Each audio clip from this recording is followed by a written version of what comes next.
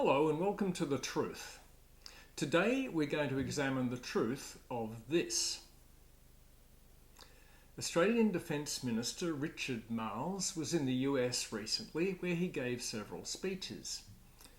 In one of them he makes this claim. This is an alarming statement.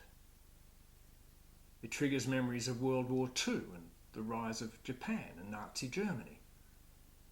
For Australians, this kind of rhetoric is a red rag, combining an Asian country, a military build-up, World War II, in a way that evokes those perennial Australian fears of invasion from the north. This is something we really need to be concerned about, if it's true.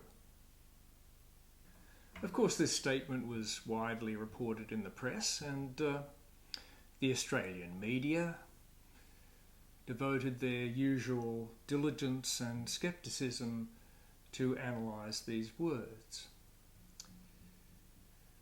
But here at The Truth we thought we could do a bit better. So I searched on Google for the words that Marles was using to see if there was some kind of precedent for this idea that we're looking at the biggest build-up since the Second World War, because I thought, well, he may have taken this idea or even these words from another source.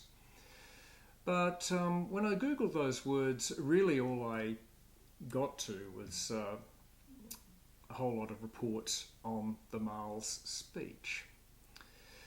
The interesting thing there was that Marles had made exactly the same comment about a month earlier at the Shangri-La dialogue in Singapore, which is a kind of a defence meeting of ministers from different countries, including America and China.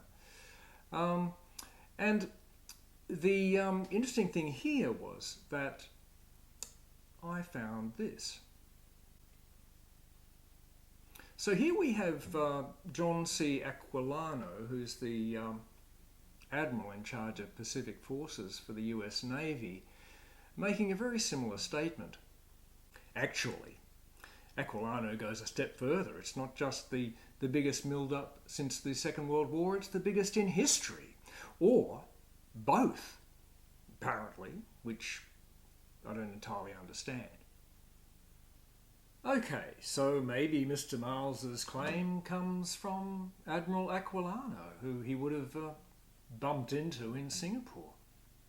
Although I would think that ministerial speeches are written well in advance, so it's more likely that he knew about the views of Admiral Aquilano beforehand. And in fact, it's not the first time that the Admiral had made this claim.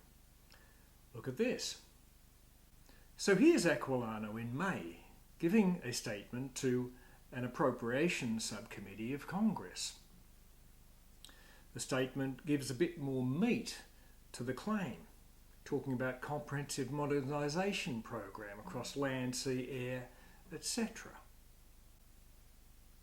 Okay, Admiral Aquilano may be the source of Minister Marles's claim, but where does he get his information?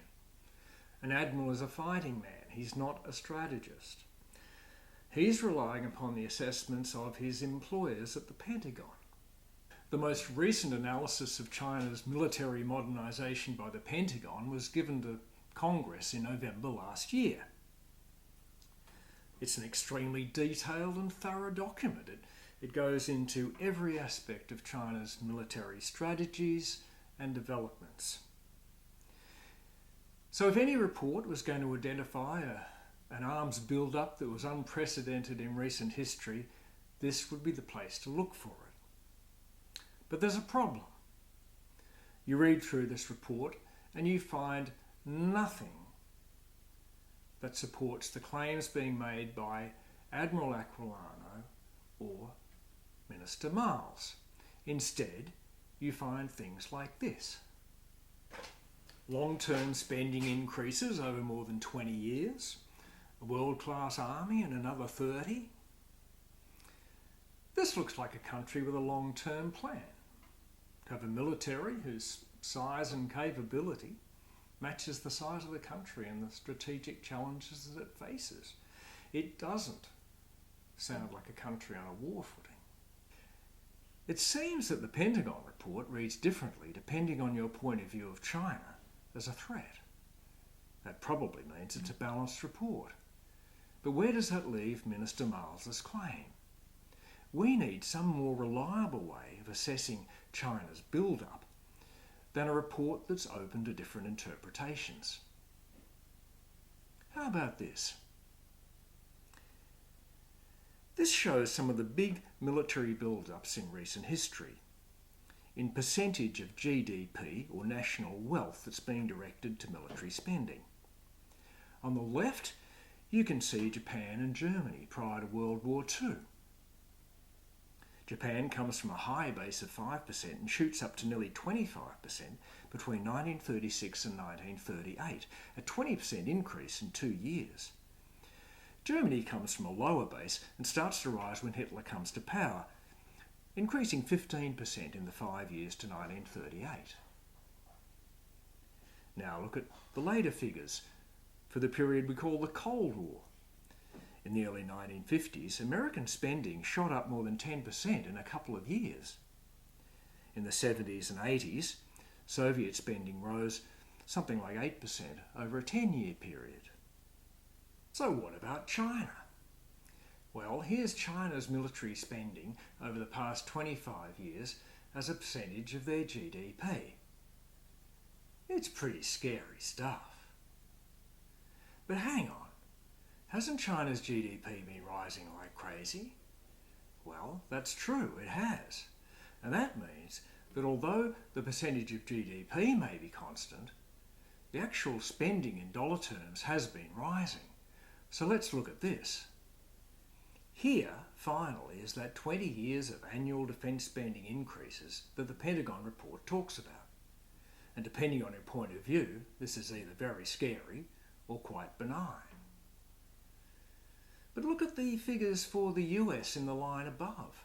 The amounts are 3 times that of China, and the trend upwards is pretty similar, if a bit less consistent.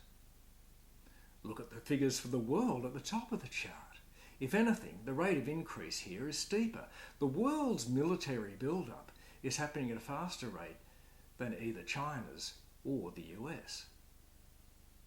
So, where does this leave Richard Marles' claim of the biggest military build-up since World War II?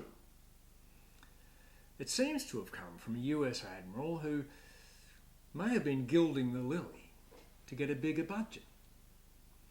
The report upon which it's based turns out not even to support the claim. The data shows that China's military growth is not exceptional in the context of post-war spending by the big powers or current global trends. Of course, US admirals are concerned by their lack of hardware.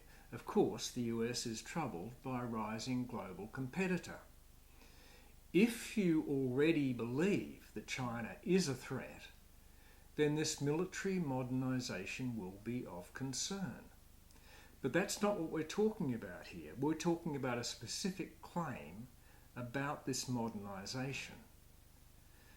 And I say that Minister Marles' claim is highly misleading and very dangerous. It's dangerous because it feeds into the narrative of the China threat. It's part of a trend by which governments misuse the truth to manipulate public opinion. And ultimately, it seems designed to prepare Australians for war.